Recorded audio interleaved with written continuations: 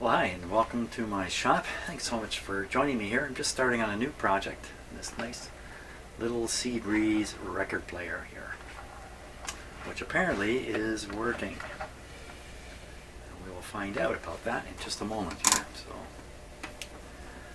let me just get this loosened up a little bit here. I think this guy, we may very well, we're just going to plug him right in and see what happens here. Let's see.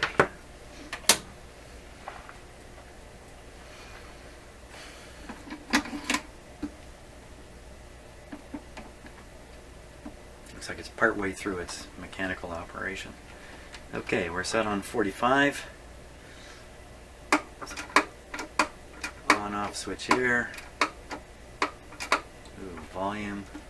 Turn it down, tone, doesn't really matter. Okay, let's give it some power here.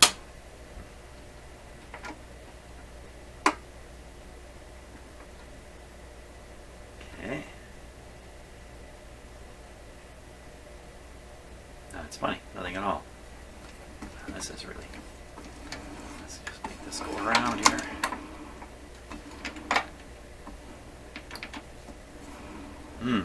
Didn't get too far yet.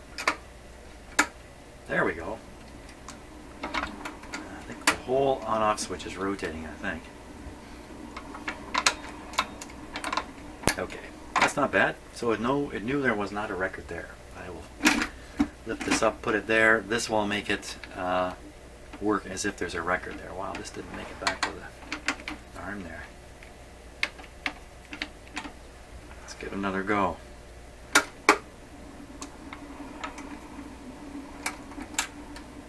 This button's sticking. Wow, what is with that arm?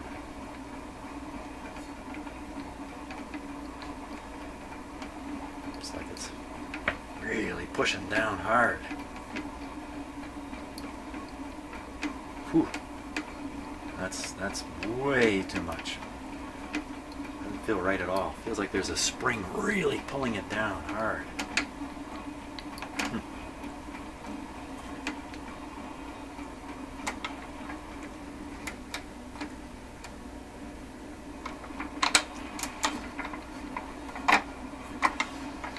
Too bad. There goes again.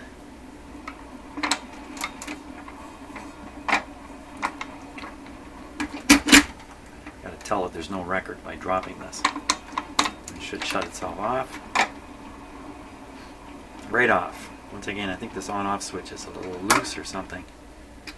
Doesn't feel right. Okay, well, mechanically, you know what? It's not bad. It's certainly not a perfect machine by any means. But that's not too bad. Now let's see if it makes some sound. So we'll turn it back on. I didn't hear a thing coming out of it so far. I want this to... Wow. You know, usually you feel the weight of the arm. I feel like this thing weighs like... It feels like a brick, actually. Let's turn it up and hear what we hear. I don't hear a thing.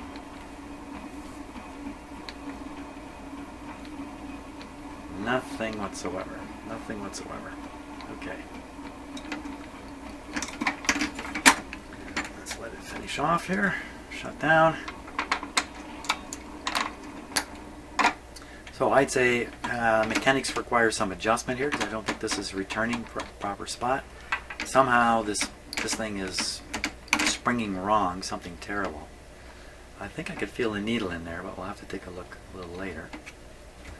The basic drive here is not too bad. It's able to work the whole mechanism. That's great. Probably a little lubrication and a little bit of work underneath. It's really going to go well. No sound whatsoever coming out of here. Well, we don't know what that is. Could be everything from somebody took the tubes out to who knows what else. So now I think I'm just going to cut the power. Yeah, that was on reduced power, but it wouldn't be much reduced. I think this is loose here. Let's see.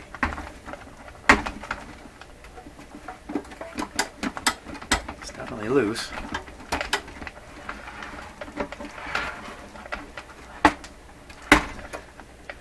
Maybe there's some screws under the platter. Let's see if we get the platter off here. Up it comes. Well, there certainly are screws under there.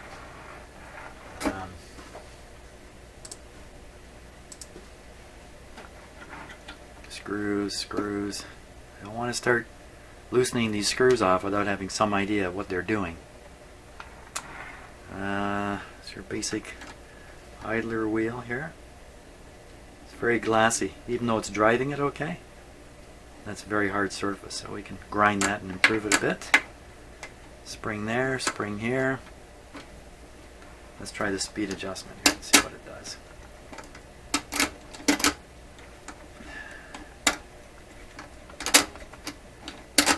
Not too bad.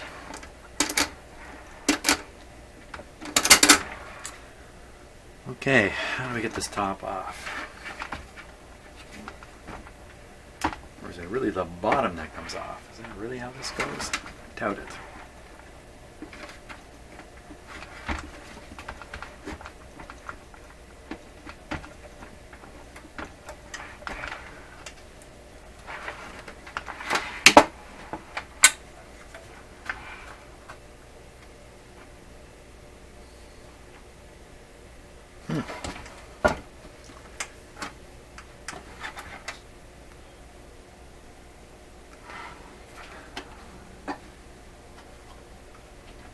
What are these?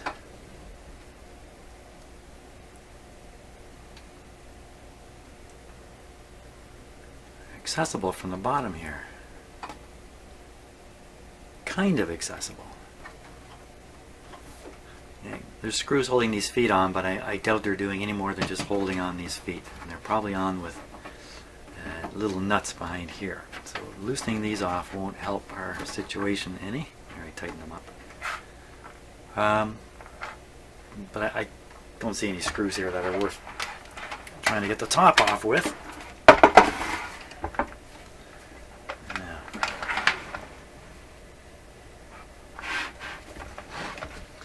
let's see here.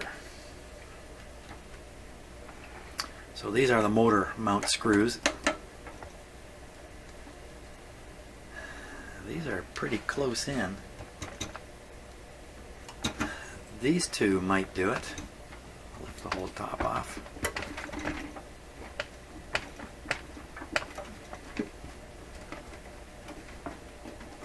Wow.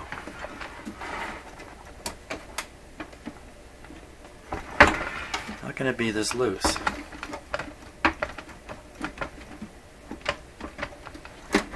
There should be a fixed screw here. And as I move the top, I should be able to see the top move relative to the screw. But none of these screws are wandering around. This one maybe a little bit.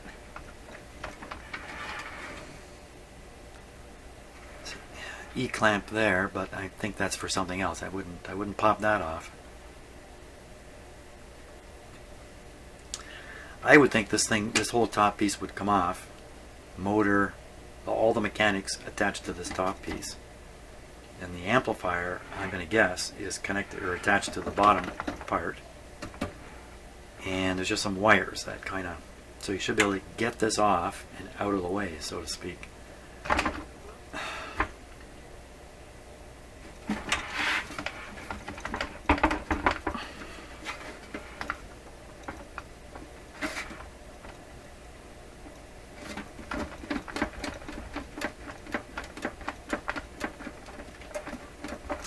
Now loosen these two screws a little bit and see what happens.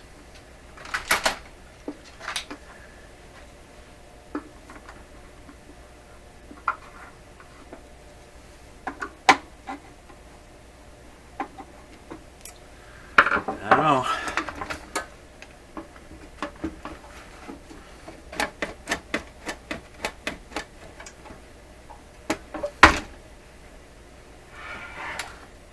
I'm stumped already.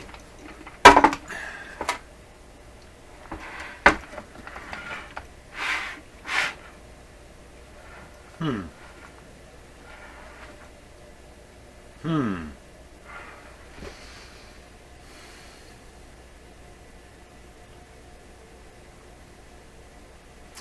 let's loosen these two a little bit and see what happens then.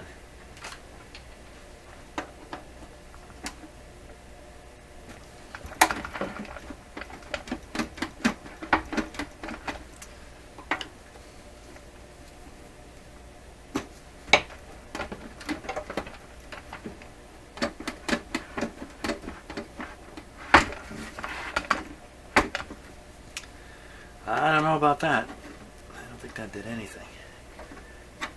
Holy smokes. They're not held in with nuts anyway.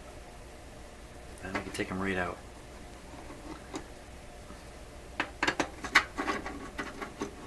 I didn't like that.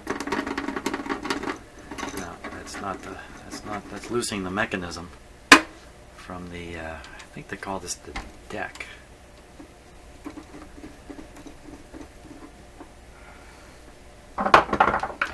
Loosen these guys further. I haven't got many options here. They don't feel right at all. I feel like there's a nut under here that's spinning. Oh, maybe not. Maybe not.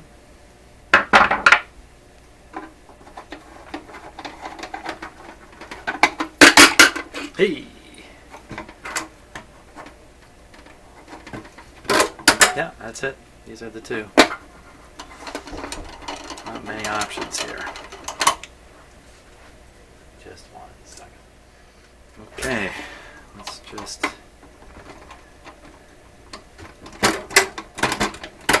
Whew, lots of weird sounds.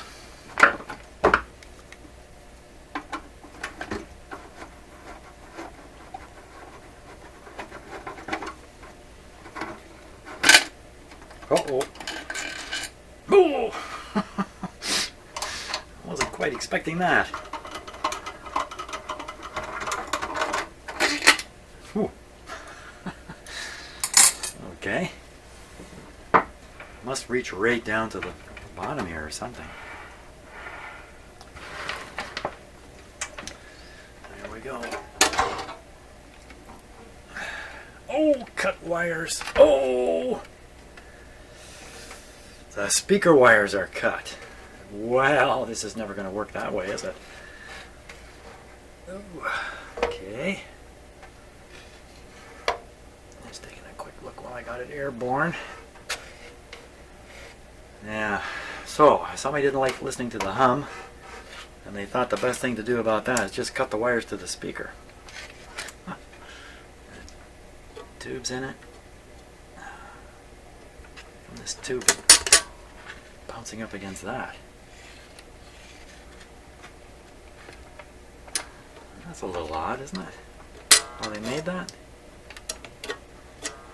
Okay, so there's a little power supply. This is probably the power supply resistor. Right here. Some paper capacitors, not looking to be the greatest condition.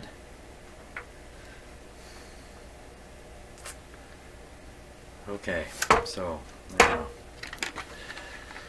let's.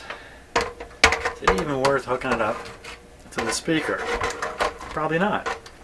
It's probably a very safe assumption that the last guy doing this cut those wires because of a horrible hum.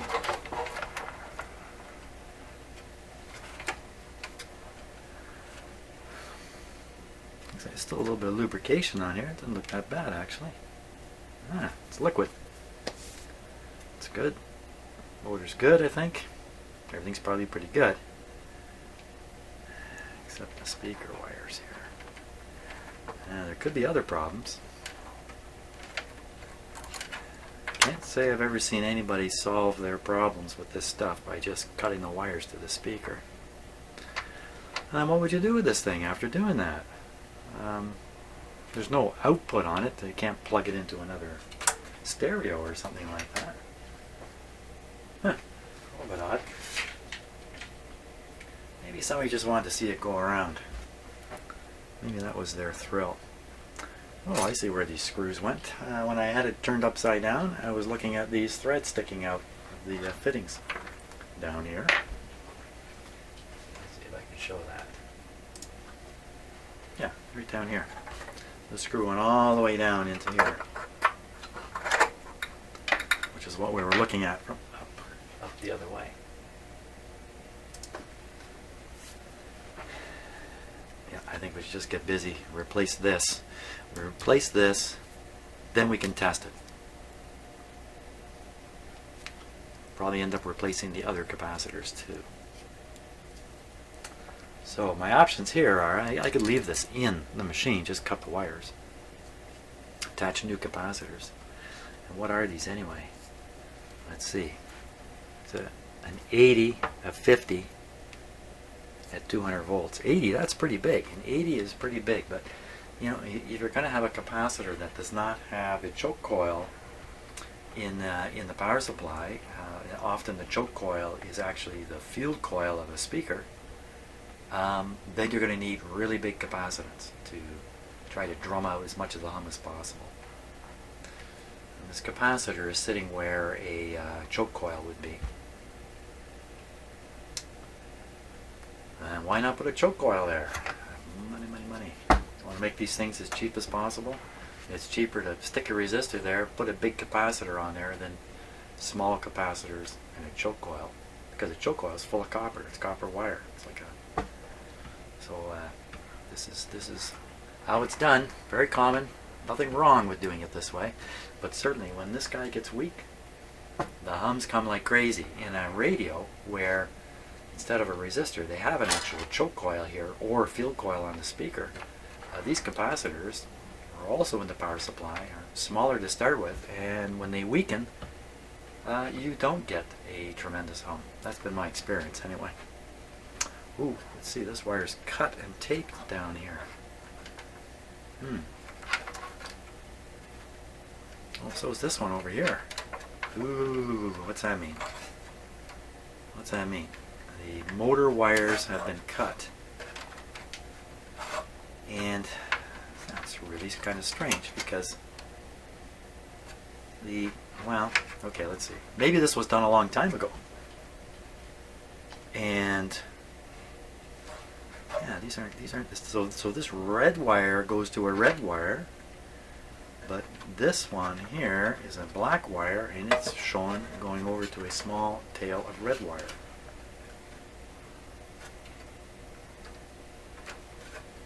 So that is suggesting that this motor has been replaced.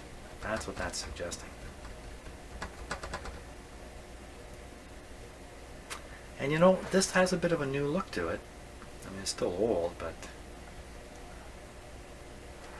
that's quite possible.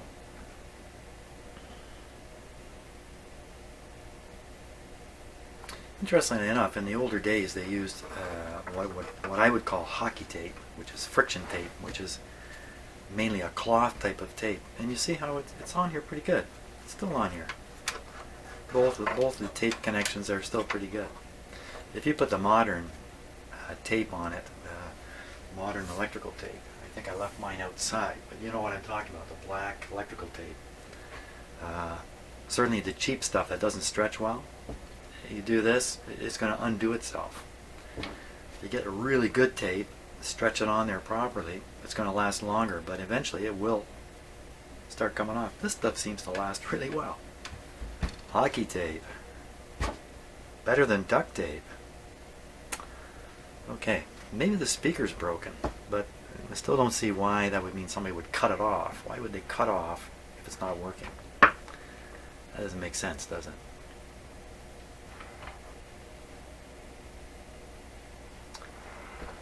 Okay.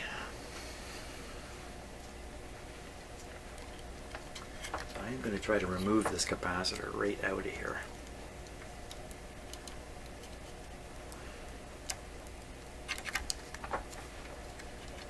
I'll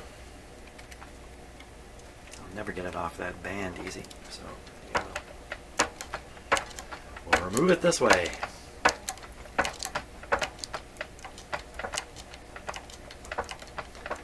fatiguing the metal. There we go. We're going to cut it and leave some wire on here so we can test the capacitor, but leave most of the wire up here so I can use it on the new capacitors.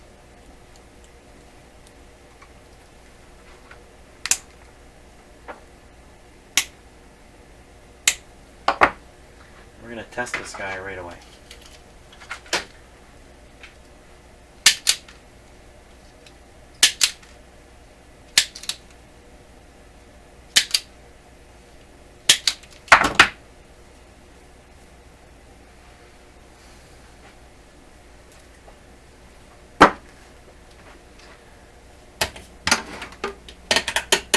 We're going to test them mainly for leakage.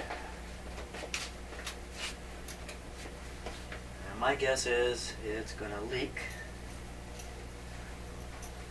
I was going to say leak like a banshee, but I can't use that word anymore. It's a screaming Irish something or other. Okay.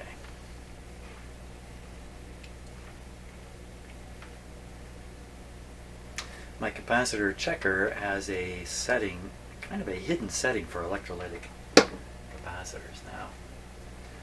Let me just see if I can get you a little closer anyway. Hopefully! That was an exciting moment here in the shop. Okay. So we're going to test one section. If you can see the eye, you might not be able to see it there. I'm going to get right in front of it at this rate too. I'm going to get in front of the camera. 25 volts. There. Now it's switched to electrolytic. There we go. 25 volts shows pretty good.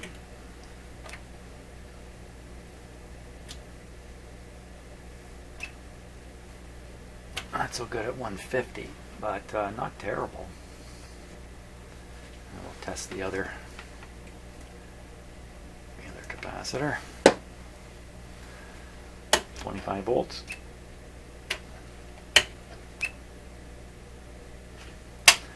I haven't got enough experience with these to really say that that's really terrible. Let's go ahead and we'll try to measure the capacitance. Let's see, red is the 80. The 80.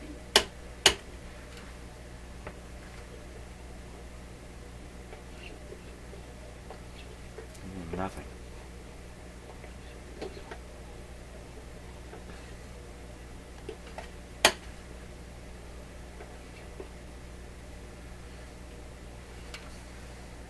Something wrong here? I don't think so. It's showing absolutely.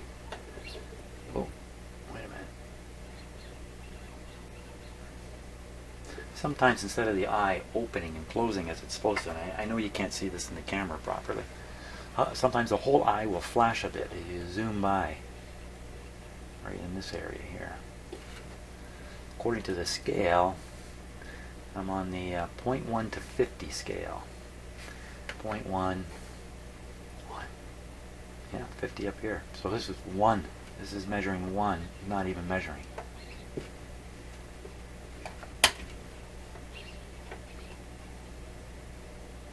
There, it's opened up, but you see the control is right at the limit. When in this device, when the control is at the limit, you cannot trust it at all.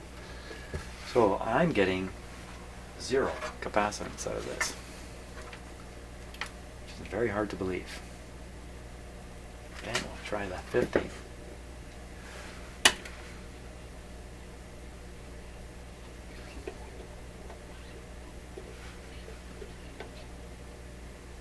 we are. Power factor.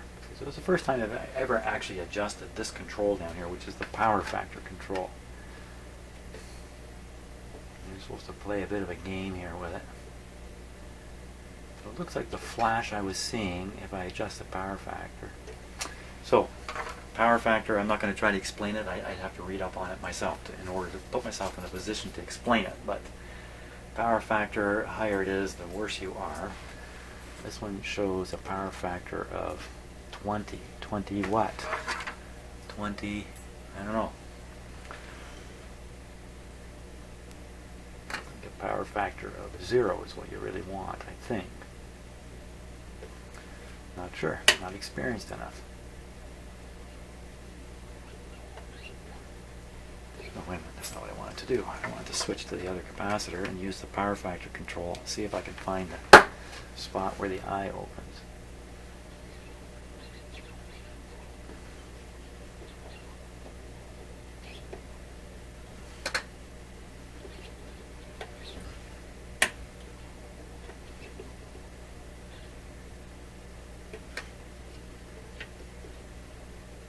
Ah.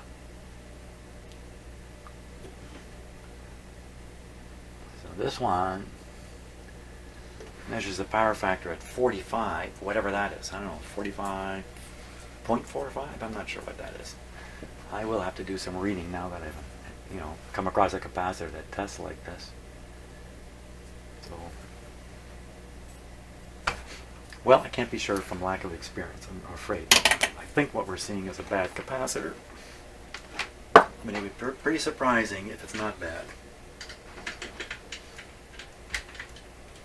So the combination of my somewhat wonky tests and the fact that the speaker is cut away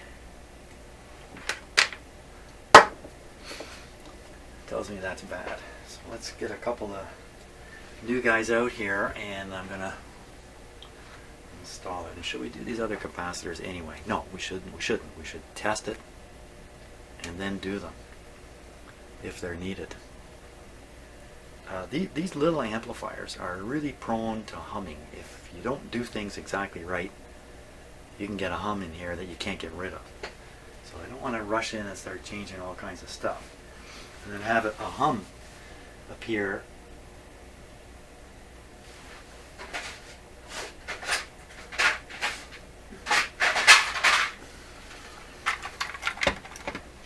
So one was an 80 and the other's a 50, and I'm not sure I'm going to have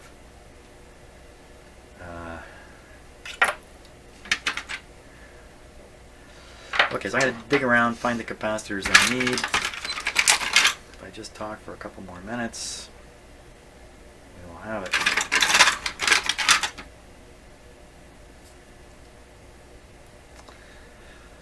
50 at 160 volts. I'm probably going to put two 50s in at, probably put two 50s in. Does that mean it's going to hum? Because it doesn't have a... Well, if it hums, and I think it needs more capacitance, I'll just stick another one. I'll parallel in another one. So, how do I get three of these out here now? Just to ensure I get confused. Okay, so I have two identical 50 at 160s. Okay, take the negatives.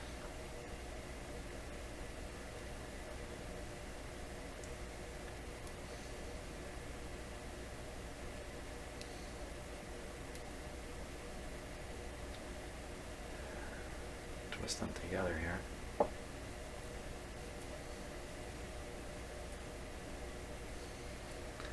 Now lots of room under here to install something like this, so we shouldn't have any trouble finding a place to kind of strap them down, fix them in place.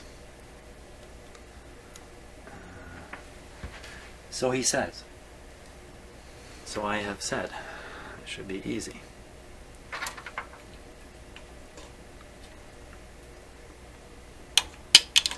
This is always the problem with doing this. Maybe if I'd left a little more of the ring here and up here, then I would have had something to kind of fix these two. Because there actually isn't really anything here. Hey, everything, all these parts are riveted onto here, like this is riveted on. There's no screw post or anything. I'm just picturing putting a tie wrap and strapping them down.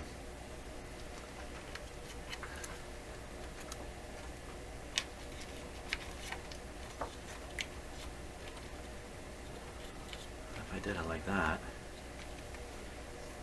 Put a tie wrap right around here. Wires all reach nicely. It's not a bad way of doing it. Let's try the tie wrap on there. It's not the strongest arrangement for a tie wrap. Is that going to be long enough? It might not be long enough. I don't know if I have any longer. Show me your longest tie wrap, Jim. Oh, I think that's it. Okay, so what we'll do is, this might actually work out better anyway. It would take 2 tie wraps. I can make the tie wrap joint kind of sit right on top of these, and it may help fix it down a bit.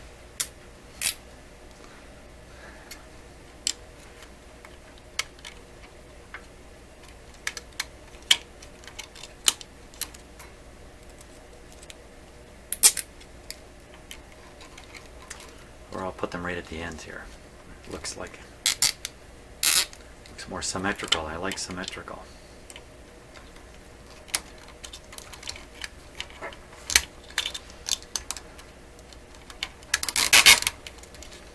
Now, grabbing a few wires here I don't want to grab.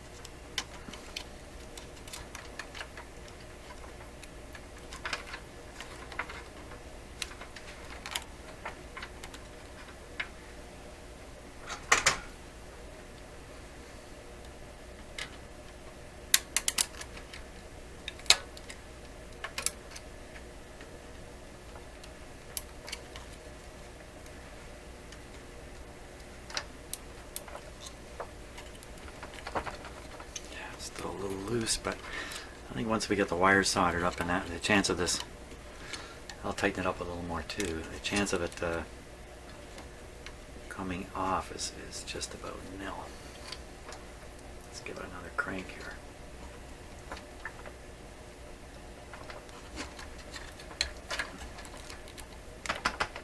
It's getting pretty solid there.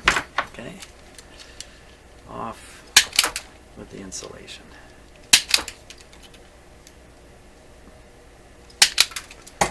On with the soldering iron. Of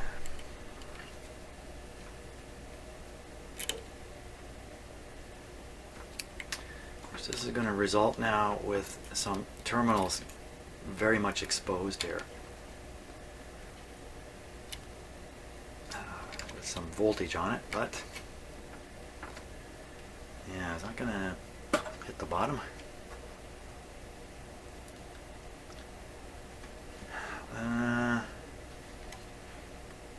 Not too likely. This is also protruding a bit down here, so probably the bottom is sitting out here somewhere. Once I trim back these wires, there won't be that much. I can bend them a little bit too, so they're not sticking down so far.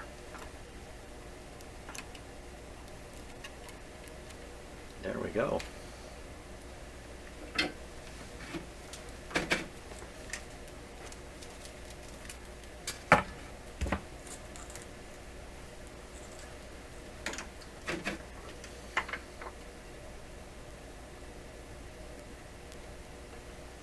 Oh, can't solder with a cold soldering iron. Get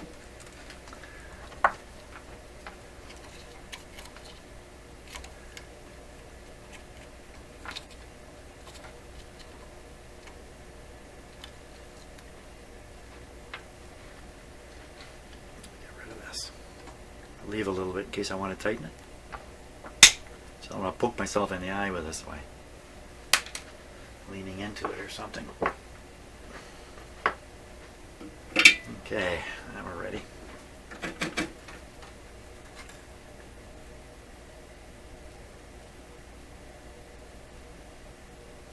I got to reconnect the speaker too.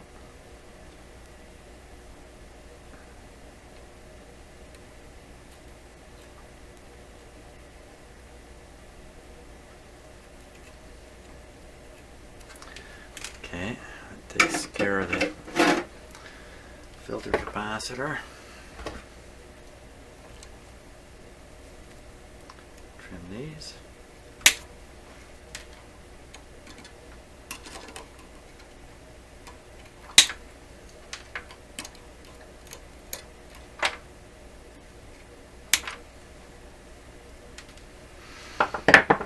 Speaker. Okay, so we cut the wires here. Wow, there's nothing left of that little wire tail on the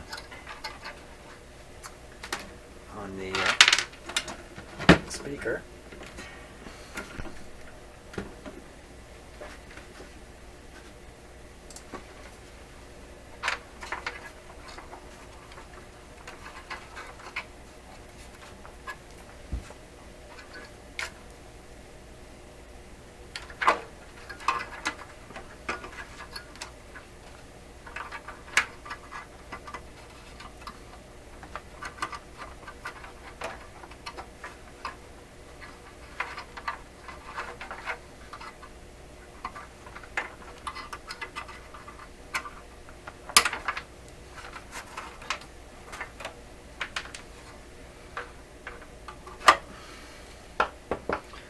Okay, good thing they got fairly long speaker wires, and that's to enable you to do what I'm doing, open this thing up and work on it without worrying about the speaker wires being too short.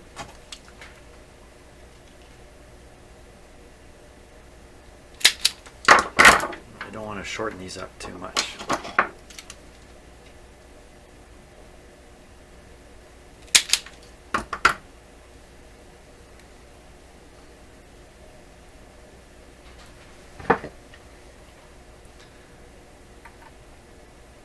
There's no polarity to these wires.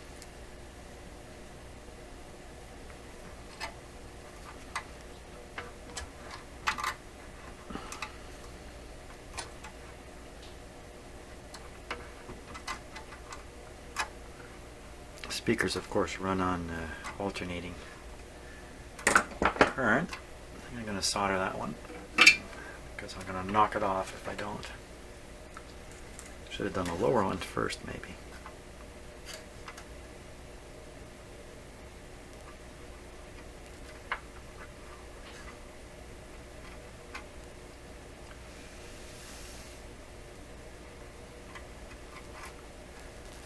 Yeah, that didn't go well.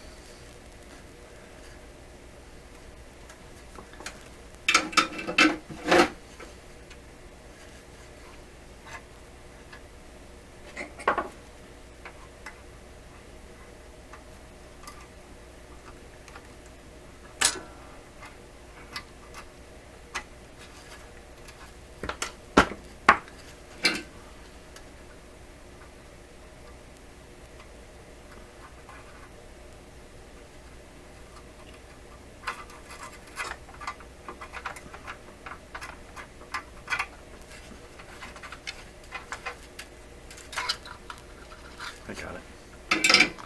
Knocked off a bunch of the old wire too.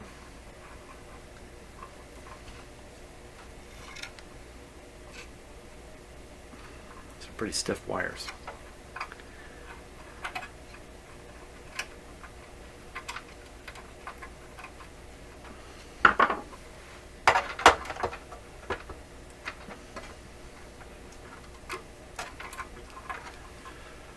I have a garage full of things to work on.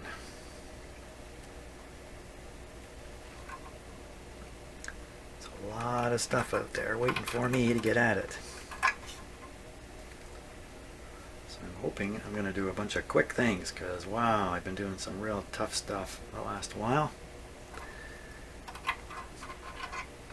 I used to do a radio a day.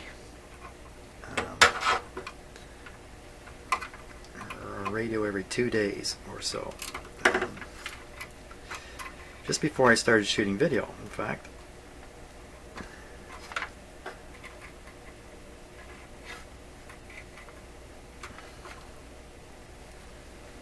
I spent a lot more time in my shop in order to do that.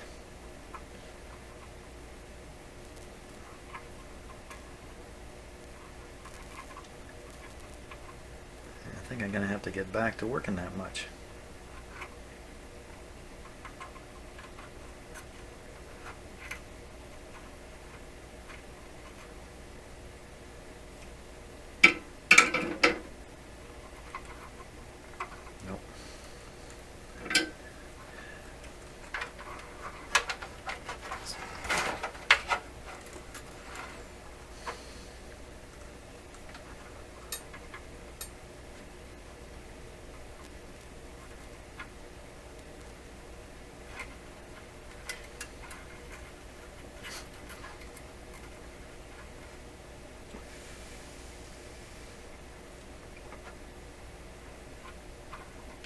Nope. What's going on here? Okay, so you're not supposed to use this on electronics, but this wire is not really, it's not on a circuit board or something like that, so it's not quite as critical. That's an acid core solder. I believe it's acid core. Contains zinc chloride and hydrochloric acid. Yeah, that's acid core solder, alright. Zinc chloride. So now we'll try tin the wire here.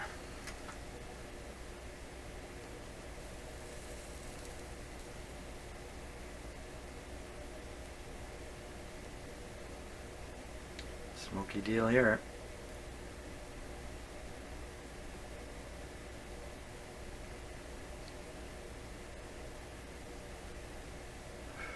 Well, I don't know,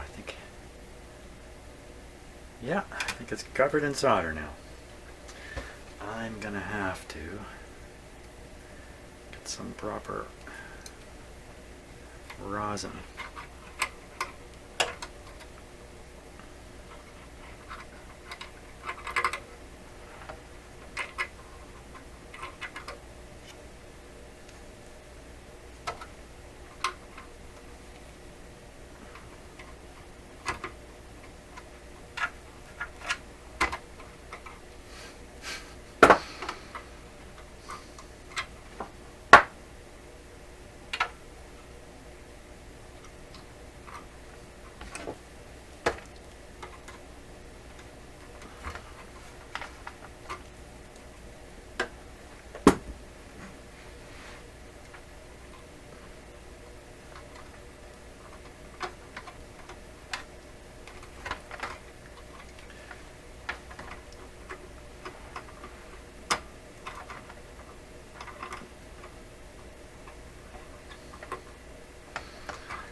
How hard can it be to solder something? Oh, it's not.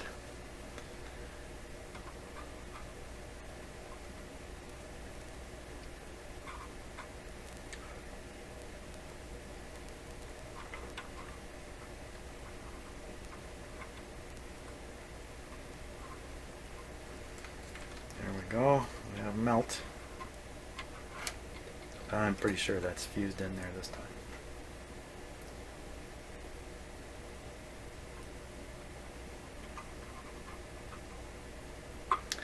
That be it finally. Okay, now we get to turn this guy on. See what it does. Let's see if I can temporarily set it like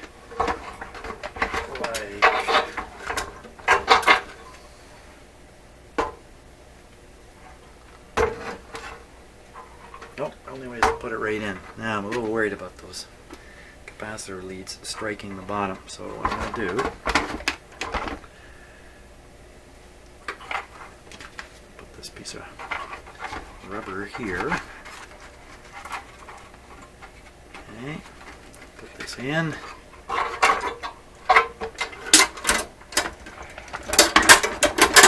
set it down, lift it up. Did it bend the wires? The wires did not get bent at all, so they're not even reaching the bottom. Isn't that ugly sounding? I'll leave the rubber in there just in case for now. Are we ready?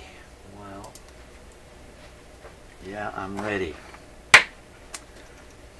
Volume down. Power on. The mechanism can't really operate because the motor's not driving anything. Let's turn it on.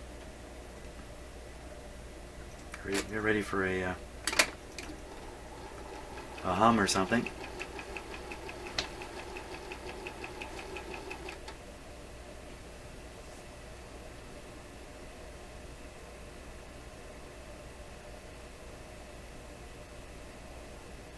Just waiting, just waiting.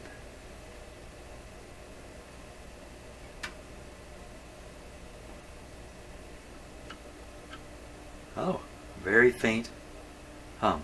Perfect. It's a kind of a buzzy hum, you know, that comes from picking up interference. That's not a hum out of the amp. Excellent. Now, does this cartridge work? I'd say so.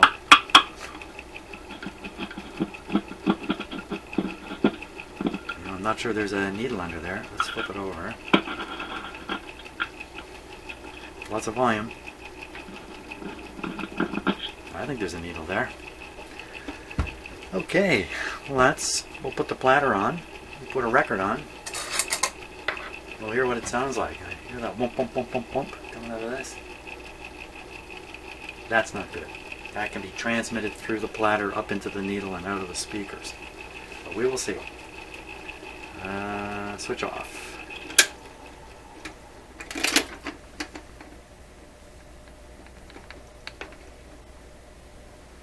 Platter back on. See the intermediate wheel, you kind of push that out of the way. Put this down. There it goes. We're down. Need a record. Need a record. Have I got a record in here? Have I ever got a record in here? And the answer is no. I have to go get a record. So, what do we got here? We got 45, 78, and 33. Let's try something. Okay, I got a great record here.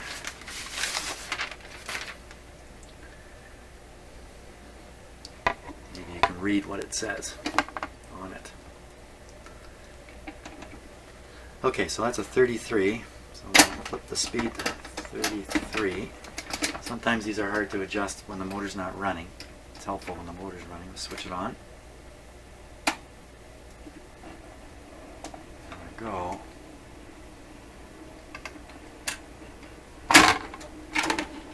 Yes, it's on the right place. For almost 50 years, Foster's been describing the excitement of the game. It's a record unparalleled in all the annals of broadcasting. Earl of Preston, the son of the Earl of Derby, was an enthusiast.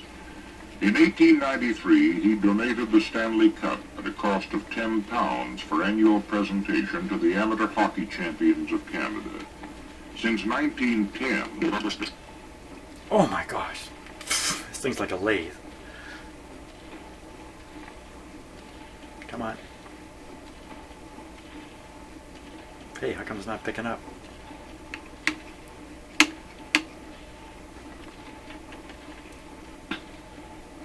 Okay, let's try it this way. Reject.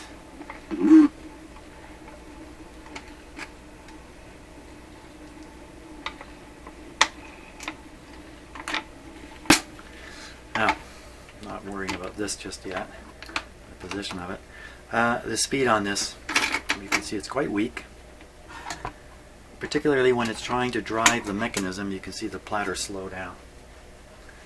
It does manage to drive it all the way around. That is caused by slippage in the drive train under here. The slippage is either this wheel, skidding on the inside here, or slipping, or the wheel is slipping against the drive shaft here, or both. Sometimes the spring here that's pulling it in is not strong enough. Seems fine, but almost always what it is the surface of this has just become very, very hard. We need to grind off the hard surface, and this one's pretty hard all the way around. Let's take a look.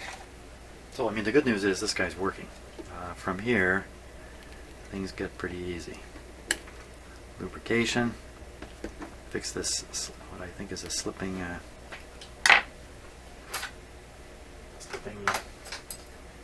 drive. Seem to have lots of volume. Now, when you take these off, you got to watch out for washers. One, two on the top, and one or two on the bottom. Sometimes they stick here. You don't know it. Before you know it, they're gone. Here it is down here. There's two of them down there. We're going to leave them. We don't need these two. The whole story is grinding this thing. Okay, I got it set up for a bit of grinding here.